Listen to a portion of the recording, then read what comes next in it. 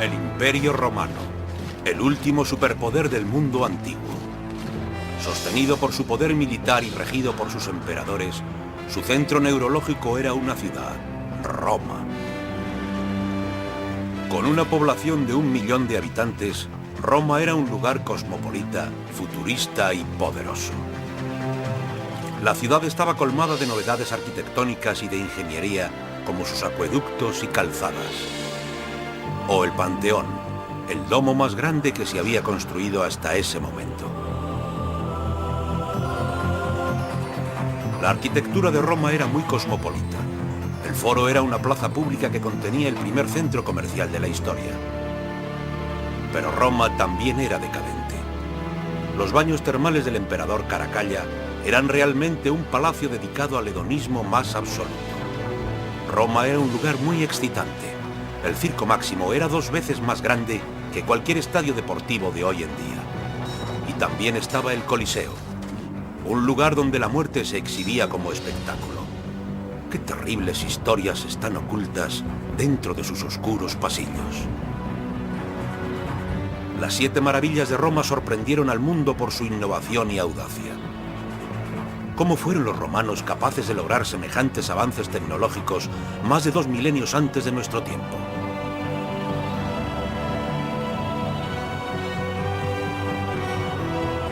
Las 7 maravillas de la antigua Roma. Los emperadores romanos podían ser crueles y despiadados, pero también llevaban una vida llena de peligros. Podían perder todo lo que habían construido en cuestión de segundos.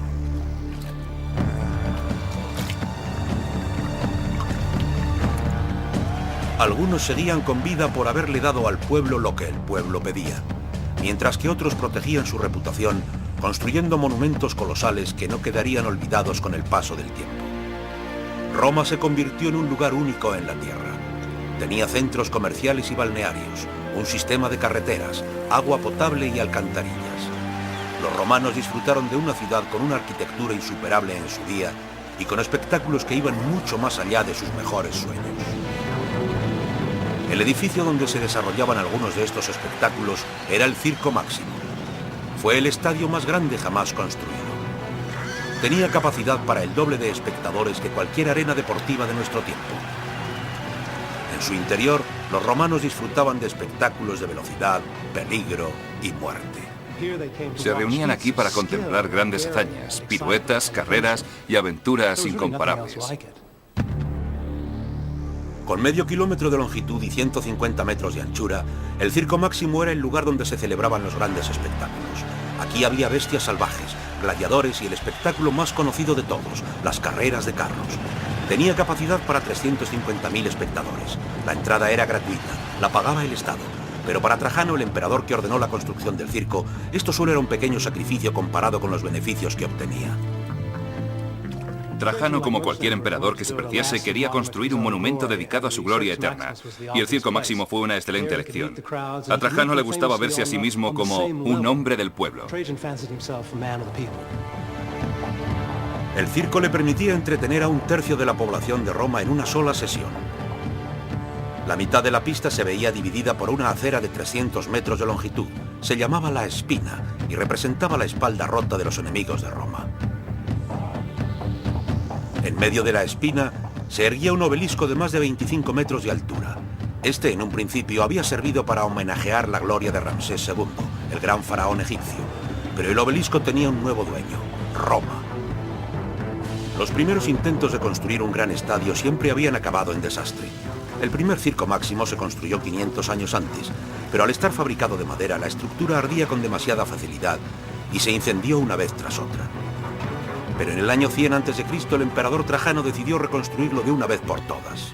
Trajano decidió reconstruir el circo y reemplazó la antigua estructura de madera con una reluciente construcción de mármol y piedra. Realmente se trataba del primer circo permanente que se construyó en el Imperio Romano. El Circo Máximo de Trajano se convirtió en un estadio de éxito inigualado. Su longevidad se debía a un nuevo descubrimiento en materia de construcción, el hormigón. Esta mezcla novedosa supondría un gran paso adelante en la arquitectura de la época. El hormigón fue una innovación desarrollada por los romanos. El hormigón tenía muchos beneficios para los romanos.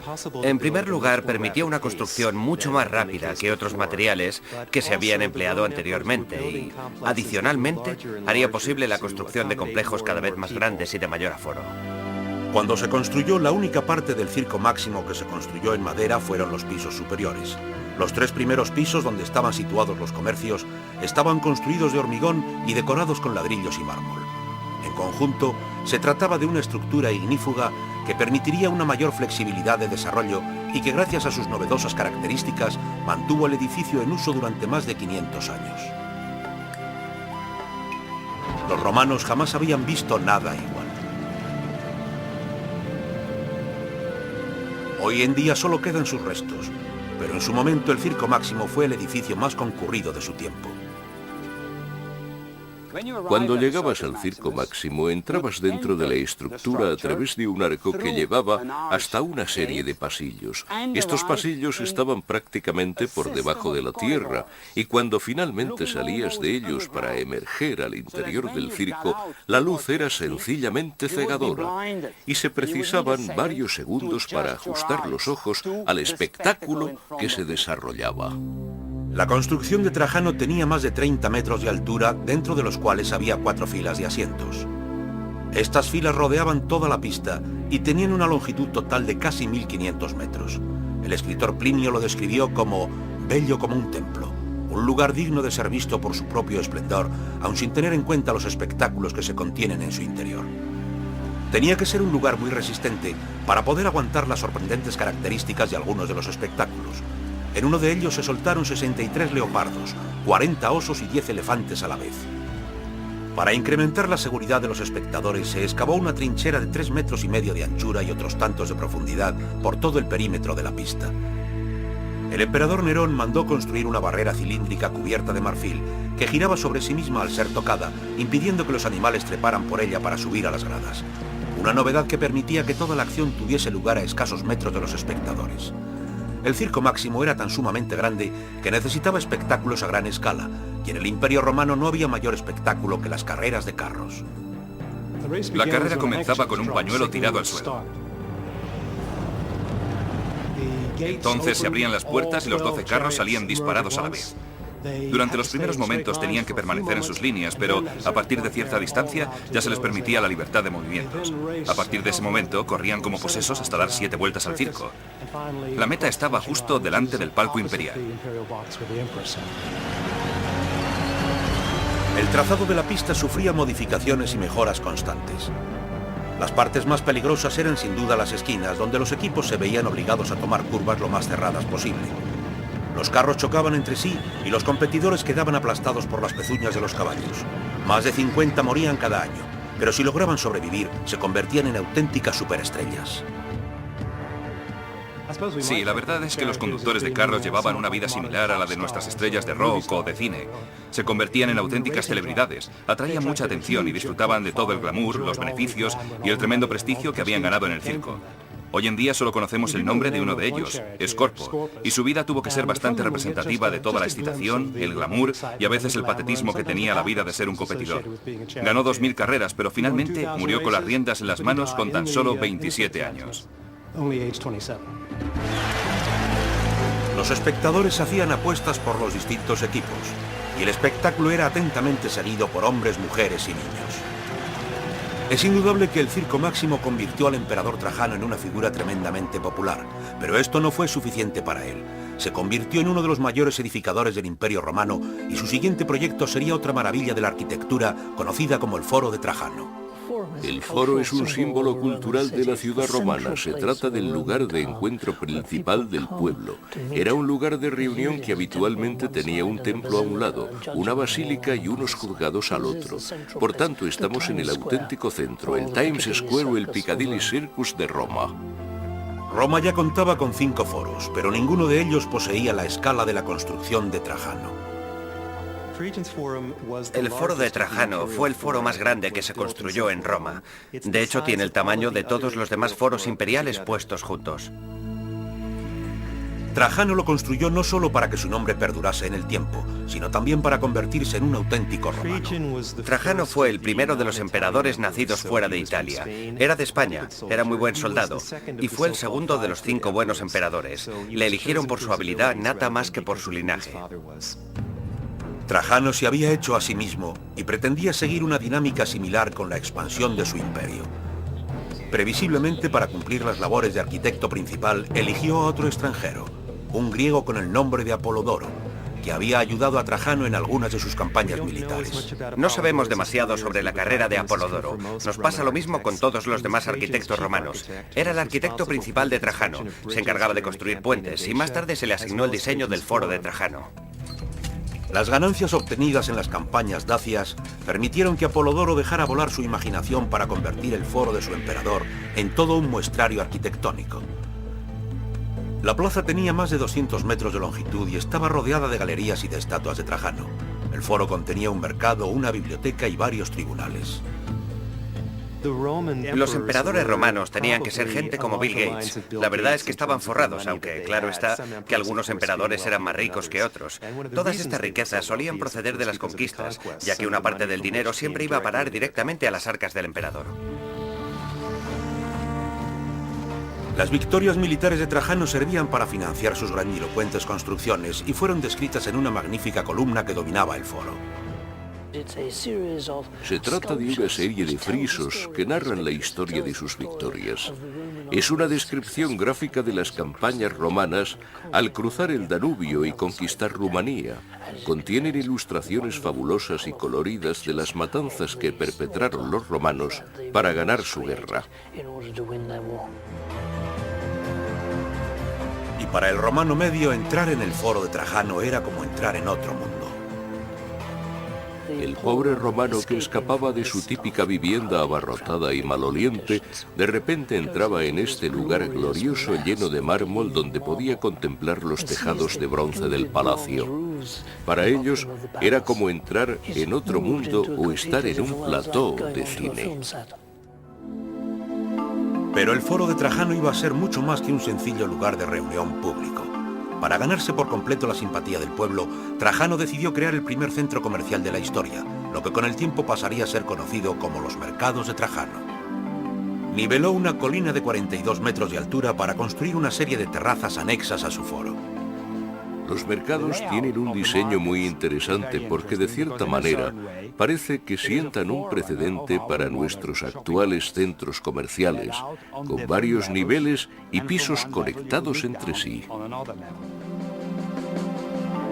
El diseño era indudablemente futurista. Un centro con varios espacios repartidos a lo largo de distintos niveles, con plataformas elevadas y galerías, con un total de 150 tiendas en 5 plantas. Ahora mismo estamos caminando por uno de los pasadizos que daban a las tiendas del complejo. Como podéis ver, las fachadas de las tiendas estaban abiertas hacia la calle o a los pasillos. Los métodos de construcción eran nuevos, rápidos y económicos. Las paredes estaban sencillamente revestidas de ladrillo, y para ahorrar dinero, los ladrillos se cortaban por la mitad y se rellenaban con una mezcla de hormigón y cascotes. Esta nueva técnica hacía posible la construcción de edificios de hasta 5 plantas.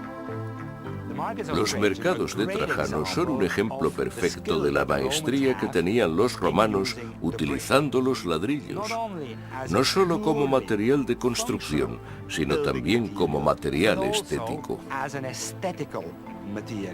De esta manera, el ladrillo se convierte en parte de la decoración del edificio. En la 5ª planta había un comedor donde se repartía comida gratuita. Por debajo había galerías de tiendas que ofrecían todo tipo de productos importados de cada rincón del imperio. Allí podían encontrarse las mejores sedas y gemas preciosas, además de productos más cotidianos. Era un lugar donde los romanos podían reunirse y relajarse, comer y beber y pasear tranquilamente mientras compraban todo tipo de productos. Había tabernas y establecimientos de comida rápida. Con tantas actividades reunidas dentro de un mismo complejo, la seguridad era de suma importancia.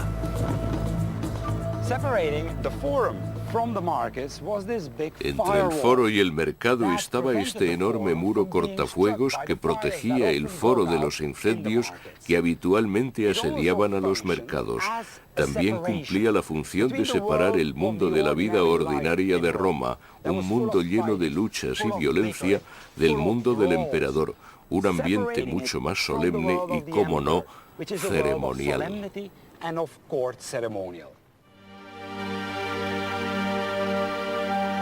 Trajano hizo que Roma se convirtiese en el lugar más sofisticado de la tierra. La ciudad contaba con todo tipo de adelantos tecnológicos y entre estos, uno de los más grandes eran los acueductos. Los acueductos supusieron todo un paso adelante en la ingeniería romana y se encargaban de transportar agua de manantial directamente a los hogares de más de 1 millón de ciudadanos. Estos bellos arcos que cruzan el paisaje, junto a una serie de túneles que se extendían por debajo del suelo, transportaban la increíble cantidad de 850 millones de litros de agua cada día hasta la ciudad. Este increíble sistema de distribución de agua fue vital para el desarrollo de Roma y ha servido como un ejemplo a seguir para todas las ciudades modernas. Roma, igual que ahora, era una ciudad insoportablemente calurosa y por eso una de las mayores preocupaciones de los emperadores y sus jefes de construcción era el suministro y disponibilidad de agua fresca. Por eso había fuentes en prácticamente todas las esquinas, igual que ahora, y también habría agua en los patios de las casas más adineradas. Algunos científicos romanos, como Vitruvio, habían realizado investigaciones exhaustivas sobre las características del agua. La hacían hervir para analizar los residuos que dejaba tras de sí. Estudiaban los efectos contaminantes de varios tipos de superficie y las plantas que se sentían atraídas por el agua.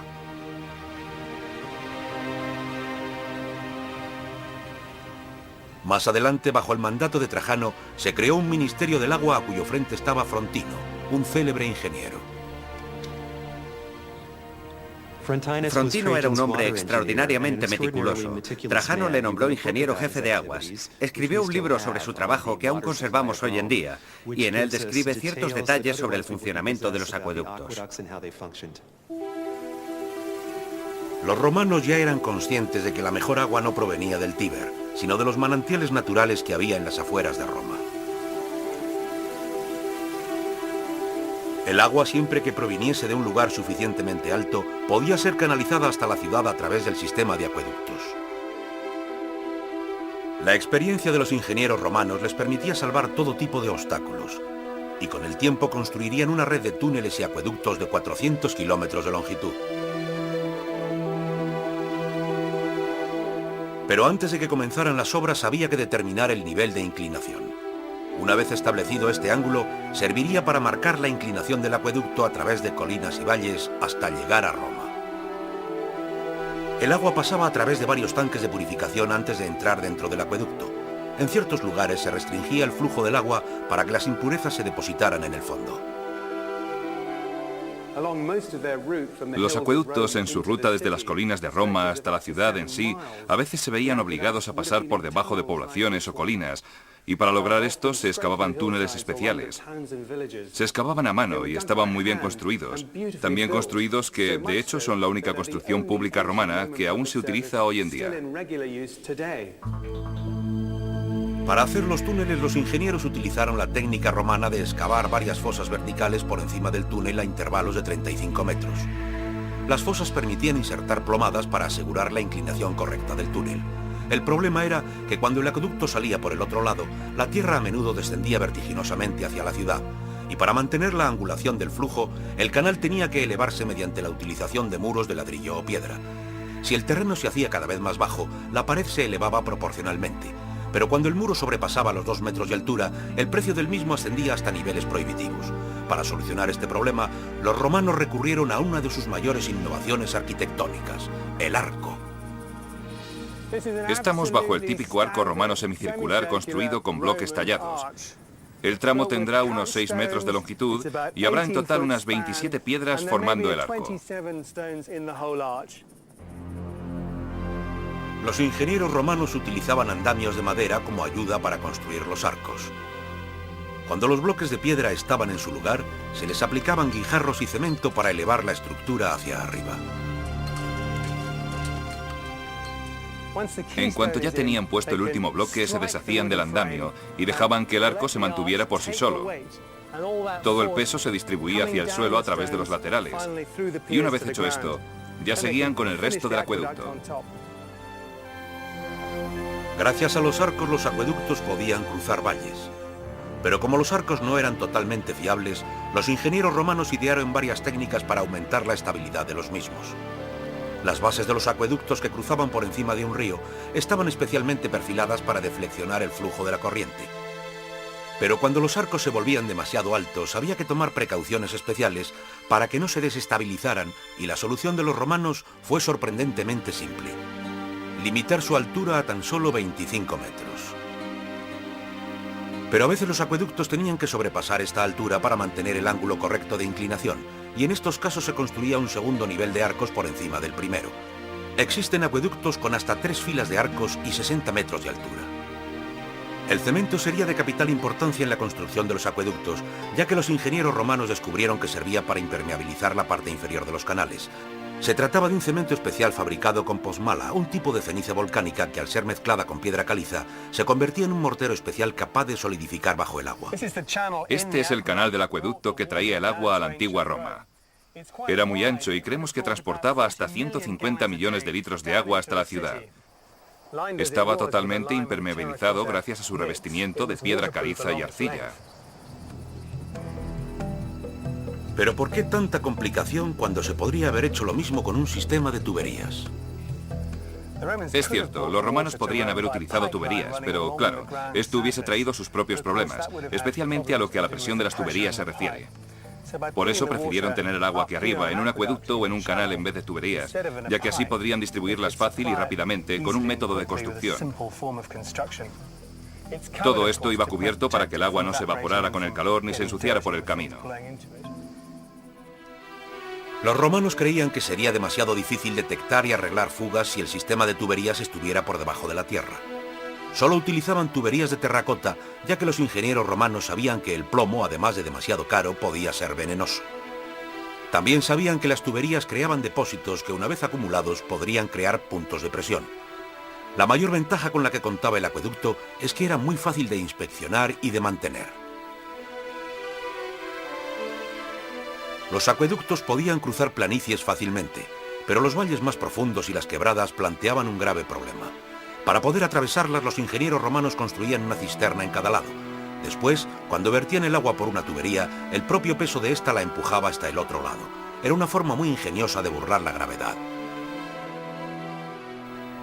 Esto sería la tubería que iba desde el acueducto hasta el valle y después hacia arriba hasta un tanque que había en el otro extremo. A través de este, el agua volvía al acueducto. El agua, al llegar a Roma, llenaba 3 embalses. El primero distribuía agua al sector público. El segundo la llevaba hasta los baños, mientras que el tercero contenía agua destinada a hogares privados que pagaban una tasa especial para disfrutar este servicio. Los fondos obtenidos del sector privado ayudaban a mantener el sistema público, que era el prioritario. El pueblo siempre tenía abundancia, porque como todo emperador sabía, tener al pueblo feliz era esencial. Sus vidas dependían de ello. Trajano le había regalado a Roma su primer estadio permanente, un foro, un centro comercial y un suministro de agua regulado. 100 años más tarde, Roma estaba bajo el control del emperador Caracalla, quien le entregaría a los romanos el edificio público más ambicioso de su época. Se trataba de hecho de todo un palacio para el pueblo. Era el balneario más lujoso y sofisticado construido hasta entonces y estaba abierto a todo el mundo. ¿Qué motivos tenía el malévolo Caracalla para ser tan generoso? Estaban muy preocupados por su reputación eterna, y todos querían construir algo que el pueblo recordara como los baños de Caracalla. Pero tras la belleza superficial de las termas de Caracalla, yacía una realidad escabrosa. El nombre completo de Caracalla era Emperador Marco Aurelio Severo Antonio Pío Félix Augusto, pero conocido popularmente como Caracalla. Caracalla, igual que Calígula y Nerón, fue uno de los regentes más crueles que vio el Imperio Romano. Caracalla fue de los peores tiranos que tuvo que aguantar el Imperio Romano. Se cuenta que asesinó a su propio hermano delante de su madre.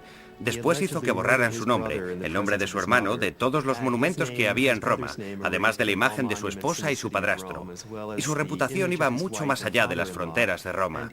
En Alejandría, por ejemplo, provocó un auténtico baño de sangre solamente porque alguien le había criticado en público. Caracalla era tan sumamente detestado que decidió construir un monumento público para redimir su patética imagen. ¿Pero qué le condujo a edificar un balneario gigante? Caracalla fue un emperador terrible, un auténtico psicópata, no cabe duda, que curiosamente decidió construir unos baños públicos para limpiar su nombre. ¿A qué vino todo esto? Una interpretación posible es que estaba tan obsesionado con su reputación que quería limpiar y purificar sus manos manchadas de sangre. Puede que se tratara de una manera de expresar su culpabilidad. Roma ya contaba con casi 1000 baños públicos, pero los de Caracalla eclipsaron a todos. Cubrían un espacio total de más de 11.000 metros cuadrados. La sala principal era más grande que la Basílica de San Pedro. El agua se obtenía directamente desde el depósito de Aqua Marcia. La crueldad de Caracalla no tenía límites. Obligó a sus trabajadores a trabajar día y noche independientemente de las condiciones temporales. Las obras comenzaron en el año 212 después de Cristo y se completaron en tiempo récord. Caracalla empleó los servicios de 16.000 obreros. Más de 100.000 andamios permitieron que 4.500 albañiles y 1.800 decoradores cumplieran su trabajo. Caracalla quería acabar los baños lo más rápido posible y presionó muchísimo a sus arquitectos e ingenieros, por lo que estos estuvieron acabados en tan solo 4 años. Pero los contables de Caracalla estaban preocupados. El coste creciente de la construcción de las termas empezó a superar a los demás gastos imperiales. El presupuesto anual del ejército, el subsidio de paro, los sueldos de los cargos públicos y los regalos imperiales y subsidios extranjeros. Durante el reinado de Caracalla no hubo nuevas conquistas y por tanto no se generó ningún dinero. Estamos hablando de un periodo de altas tasas de desempleo, inflación y una economía lamentable. Pero Caracalla era incapaz de dejar de gastar dinero. Nada era demasiado caro para él. Utilizaron millones y millones de ladrillos y cientos de columnas. Utilizaban unas especies de ruedas de hámsters gigantes con gente dentro. Y bueno, cuando ni siquiera se habían construido la mitad de los baños, ya era evidente que estábamos ante una nueva maravilla arquitectónica. Los bañistas podían nadar en las piscinas olímpicas, descansar en las enormes saunas, relajarse en piscinas calientes de 60 metros de longitud y refrescarse en pozas frías. También había gimnasios y salas de entrenamiento, además de bibliotecas, lugares de reunión y jardines. Al entrar a los baños de Caracalla, lo que más sorprendía era la impresionante calidad de la luz, ya que ésta se reflejaba en las superficies del mármol importado y de los mosaicos que cubrían las paredes y otras partes del edificio. En contraste, por debajo de toda esta luminosidad, se escondía un submundo de oscuridad en el sistema de túneles que se empleaban para calentar el agua de los baños. Una cisterna enorme suministraba los baños con más de 8 millones de litros de agua. El agua pasaba por un sistema de tuberías localizado bajo el edificio principal, y desde allí iba a parar directamente a los baños fríos o a los calentadores de agua. También había tuberías dedicadas exclusivamente a deshacerse de toda el agua sobrante. Y en unos pasillos enormes se almacenaban 2.000 toneladas de madera. Había 50 chimeneas para poder calentar las distintas salas de la terma. Este efectivo sistema de calefacción era conocido por el nombre de hipocausto. Había tuberías de terracota por dentro de las paredes para aislarlas y canalizar el aire caliente. Este submundo era un lugar terriblemente caliente, opresivo y cruel, mientras que por encima la gente despreocupada disfrutaba del lujo y la limpieza de los baños.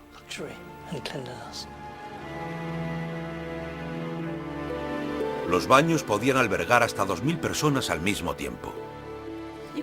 Podías pasar el día entero en las termas, ya que había muchas actividades distintas. Había una especie de baño turco, una sala de agua fría, otra de agua caliente, una piscina. Podías ir al masajista, cortarte el pelo, te podían hacer la pedicura y la manicura. También podías tener conversaciones importantes. Nunca se sabía con quién te podías encontrar y no cabe duda de que también había bebida y comida a la venta.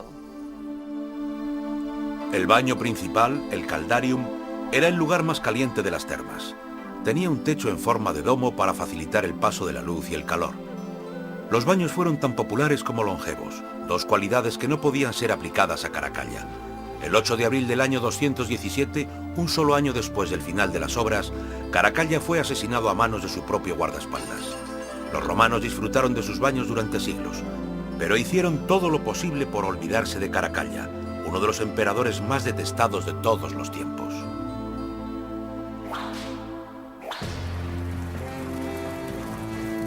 A pesar del ocasional gobernante tiránico y toda la agitación y las revoluciones que sufrió en su seno, Roma se convirtió en el centro neurálgico de un imperio sin precedentes.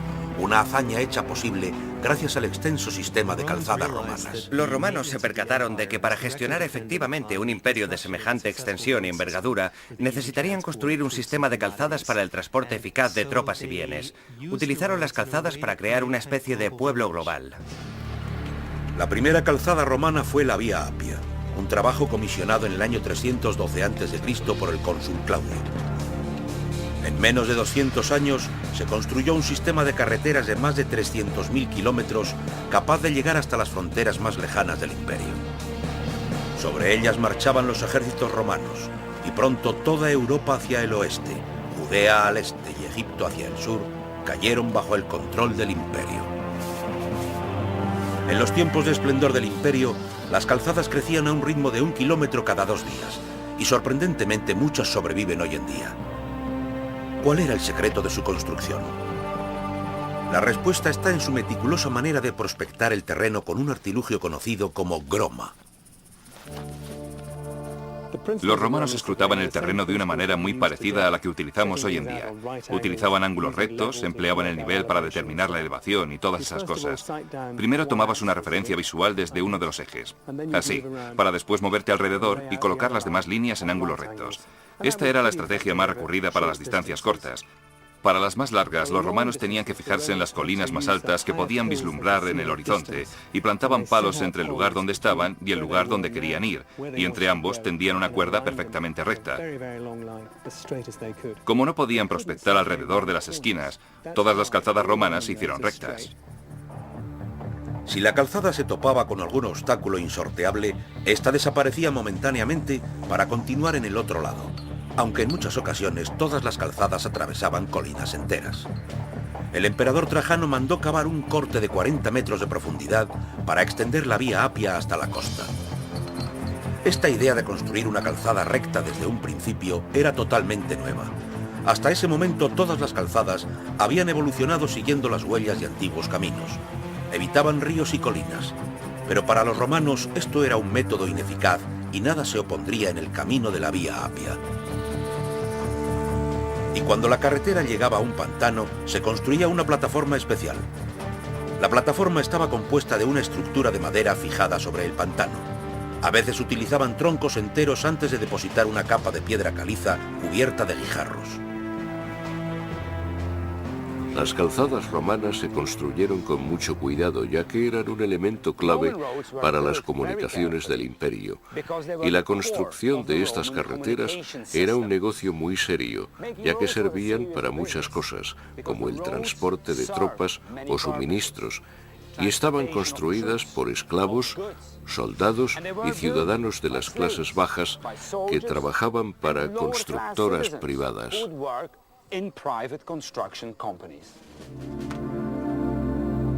Las calzadas romanas han demostrado ser tremendamente duraderas.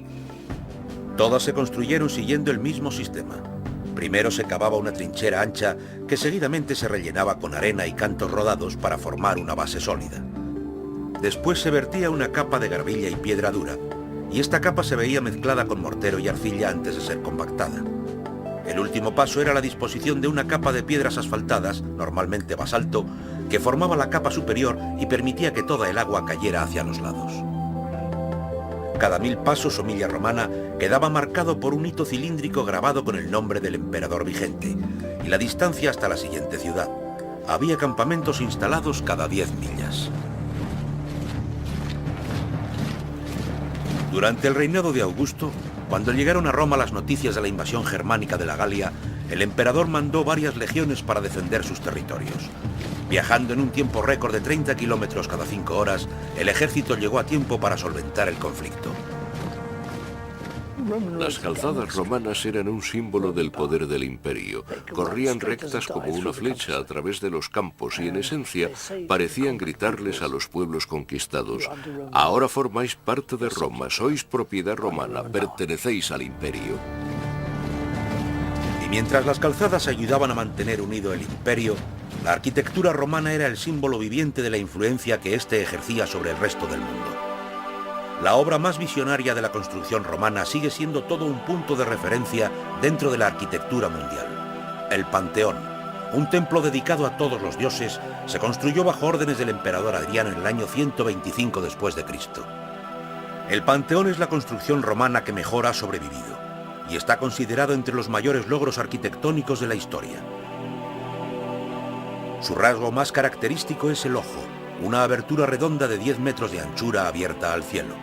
Su bóveda, con sus 47 metros de longitud, supuso todo un atrevimiento para la época, ya que se trataba del mayor domo construido hasta entonces sin ningún refuerzo de hormigón. Nos gustaría saber más sobre la función que cumplía el Panteón. La palabra Panteón simplemente significa templo a todos los dioses. Sabemos que era el lugar donde Adriano tenía su corte. Nos imaginamos que en su interior habría estatuas de todos los dioses del Olimpo, pero aún no sabemos con certeza para qué servía exactamente. El Panteón se convirtió en una obsesión para el emperador Adriano.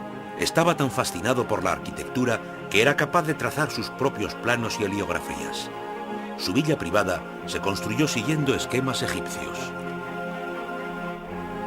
Todos los emperadores sentían pasión por la arquitectura, pero la diferencia entre estos y Adriano es que Adriano, a su manera, también era arquitecto y, según algunas fuentes, diseñó personalmente algunas de las construcciones de su residencia privada. Se desconoce el nombre del arquitecto que diseñó el Panteón. Algunos historiadores creen que se trata de Apolodoro, pero nadie es capaz de demostrar con certeza la autoría de la construcción. La fachada del Panteón estaba diseñada para mostrar el poder que Roma ejercía sobre el resto del mundo. El pórtico griego se apoyaba sobre 16 exquisitas columnas.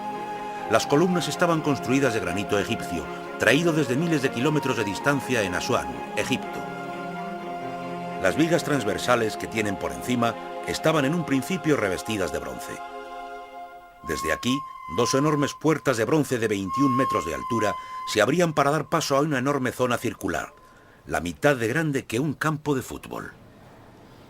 El interior del Panteón es un lugar fantástico. La bóveda es sencillamente impresionante. Es el doble de grande que cualquier otra que la precediera. Estamos hablando de 44 metros de longitud.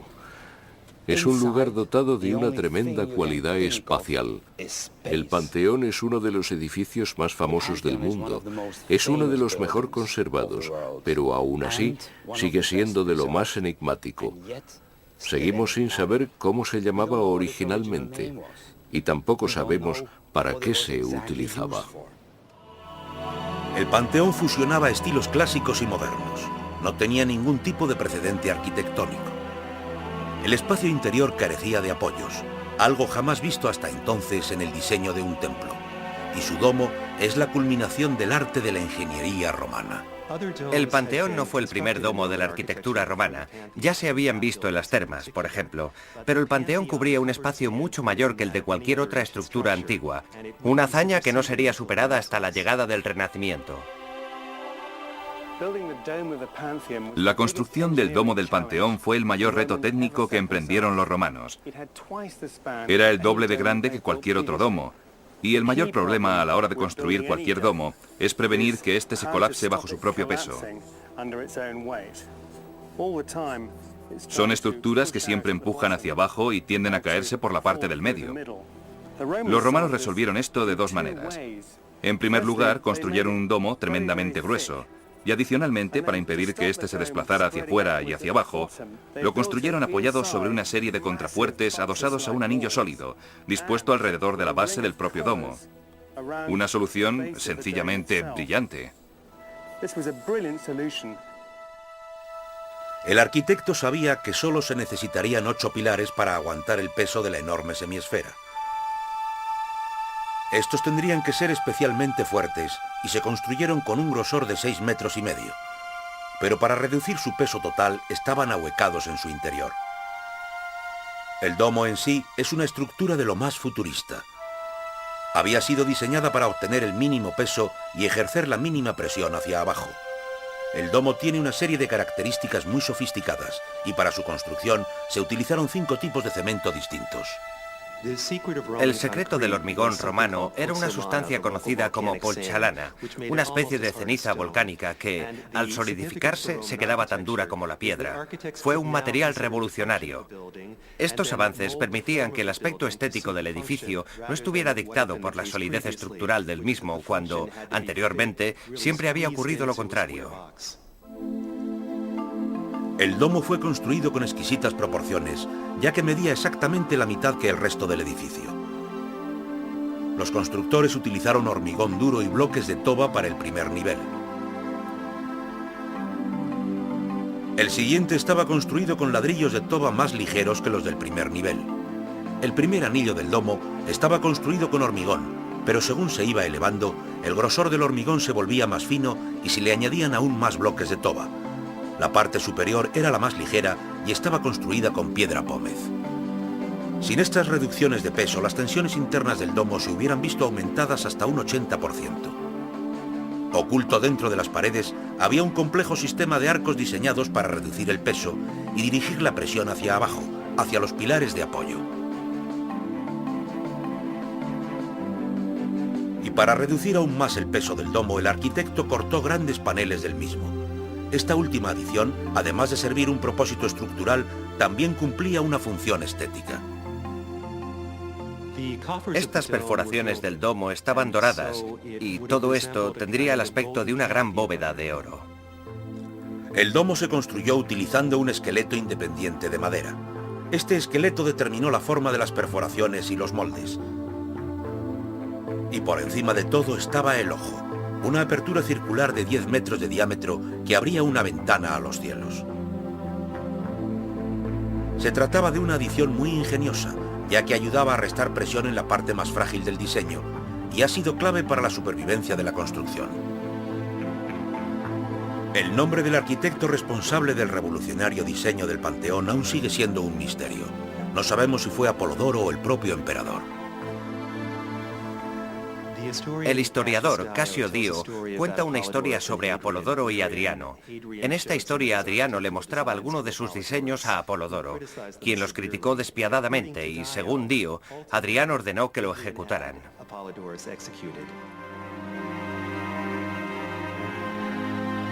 Si la historia es cierta, Apolodoro jamás pudo contemplar el fin de la construcción del Panteón. Pero el enigma más misterioso del Panteón no es el nombre de su arquitecto o las características especiales de su domo, sino su fachada. La altura de las columnas sigue una lógica misteriosa. El pórtico parece ser demasiado corto. Una de las razones por la que esto pueda ser axial es porque Adriano quería que las columnas se construyeran de granito egipcio. Se trataba de un material muy caro de extraer y transportar hasta Roma, pero que dotaría al conjunto de una exquisitez incomparable. Las columnas necesitaban medir 16 metros, pero para tallar semejante proporción se necesitaría demasiado tiempo, un tiempo que el impaciente Adriano no estaba dispuesto a conceder, pero tampoco podía comprometer la grandiosidad de su construcción utilizando simple mármol. Finalmente, parece ser que Adriano rompió las leyes de la proporción para instalar columnas de granito de 14 metros de altura. Puede que el diseño de su fachada sea un enigma para nosotros, pero el Panteón sigue siendo un referente inamovible dentro de la historia de la arquitectura. La última de las 7 maravillas de Roma es probablemente el edificio más infame de la historia, el Coliseo. Sus bellos muros escondían terribles escenas de combate, sangre y muerte. Era el anfiteatro romano más grande y más famoso de todos los tiempos. Con 16 pisos de altura, el Coliseo era capaz de albergar hasta 80.000 espectadores. Era un escenario inigualado y también una catedral de la muerte. Los primeros planes para la construcción del Coliseo se esbozaron poco después de la muerte de Nerón. El reinado de terror de este último había dejado la moral pública tan maltrecha que Vespasiano se vio obligado a construir algo excepcional para ganarse la confianza del pueblo.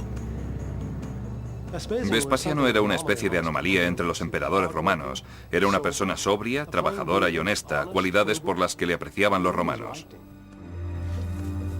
En el año 70 después de Cristo, los ingenieros de Vespasiano drenaron el lago privado de Nerón para asentar las fundaciones del mayor anfiteatro de Roma. El diseño ovalado contaba con un escenario central y terrazas altas concebidas para la óptima visualización de los juegos. Por dentro había todo un laberinto de túneles abovedados. El Coliseo contaba con 76 entradas para que las multitudes acudieran en masa a presenciar los espectáculos. La estructura del edificio se apoyaba sobre una serie de pilares entreconectados por arcos y cámaras. Las cámaras hacen que el techo, como este que tengo encima de mí, tuviera una forma abovedada. Este está compuesto de hormigón romano, emplazado sobre un esqueleto de madera. Y los arcos, como este, estaban fabricados con bloques de piedra. Los arcos y las bóvedas en conjunto forman un espacio público en el que las personas pueden entremezclarse y socializar. Y los arcos dotan al Coliseo de una apariencia exterior tremendamente distinta. Los 3 primeros pisos tenían arcos en el exterior, mientras el cuarto y el quinto, muros sólidos de hormigón rematados con ladrillo. La fachada de 50 metros se levantó muy rápidamente gracias a las técnicas de construcción empleadas. Todas las piedras fueron fijadas en su lugar gracias a la ayuda de más de 300 toneladas de abrazaderas de hierro. Los tamaños homogeneizados de ladrillo y las nuevas mezclas de hormigón optimizaron la eficacia de la construcción hasta niveles previamente inimaginables. Vespasiano no podía permitirse perder más tiempo. Tenía prisa por ganarse la simpatía del pueblo antes de que la vejez pudiera con él. El Coliseo era su gran esperanza. Ya que era emperador, se quedaría con los mejores asientos. A su lado se pondrían los senadores, en la fila de arriba los nobles, por encima de estos los soldados y los ciudadanos, y por encima de ellos los esclavos. Y los peores sitios de todos, en la parte más alta del Coliseo, eran para las mujeres. El Coliseo era como un microcosmos en la sociedad romana, y al contemplarlo recibías una impresión gráfica de cómo era la sociedad y jerarquía romana. En la parte de arriba había un gigantesco toldo que protegía a los espectadores del sol, con más de 1000 marineros trabajando en conjunto para el mantenimiento de sus velas. Lo más sorprendente de todo es que este gran edificio, probablemente el mayor proyecto de construcción y sin duda alguna el más complejo de la antigüedad, fue construido en menos de 5 años. Pero a pesar de la velocidad con la que fue construido, Vespasiano no viviría lo suficiente para ver el Coliseo acabado. Murió antes de que se completara su sueño.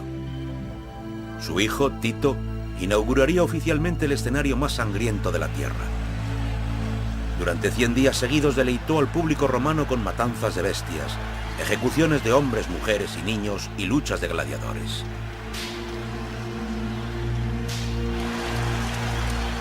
Esta matanza masiva se hizo posible gracias a un elaborado sistema de ingeniería.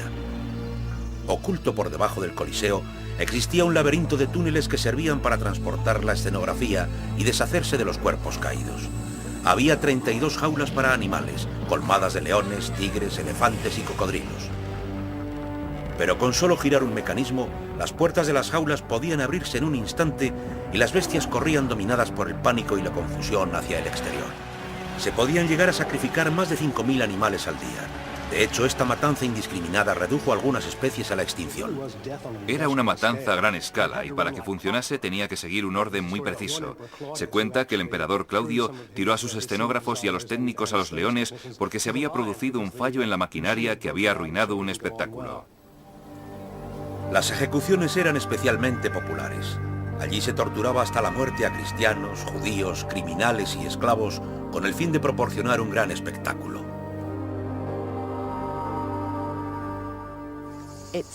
La verdad es que su tolerancia para ver a humanos y animales sufriendo, sin sentir ninguna necesidad de protestar por ello, era muy distinta a la nuestra. Sabemos que, por ejemplo, obligaban a mujeres a copular con toros o burros antes de finalmente matarlas. Pero el mayor espectáculo siempre eran las luchas de gladiadores. Muchos de ellos eran prisioneros de guerra, provenientes de tribus conquistadas como los samnitas, los tracios y los galos. Poco después de la inauguración del Coliseo, en sus proximidades se abrieron las puertas de una escuela de gladiadores. En poco tiempo ya había más de 2000 gladiadores entrenados, dispuestos para luchar por sus vidas. Una de las estrategias favoritas de los romanos para aportar diversidad a las luchas de gladiadores consistía en hacer que estos adoptaran el rol de personajes célebres. Podías presenciar una lucha entre Aquiles y Héctor, o, por ejemplo, Hércules luchando contra alguno de sus enemigos. Las luchas eran hasta la muerte, pero a pesar de ello seguían patrones puramente teatrales.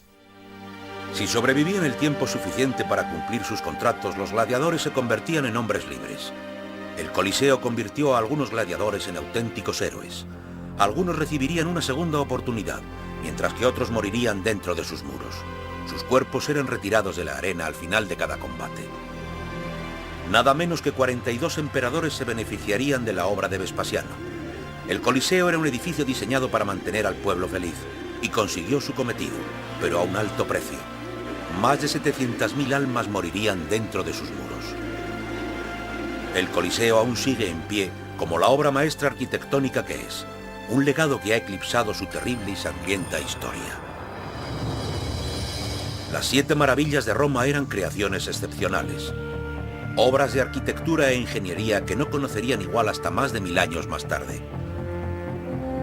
La audacia de sus diseños aún plantea un reto para nuestros arquitectos modernos, quienes siguen buscando nuevas maneras de resolver problemas y desarrollar ideas, tal y como hicieron en su día los romanos, y construir para el futuro.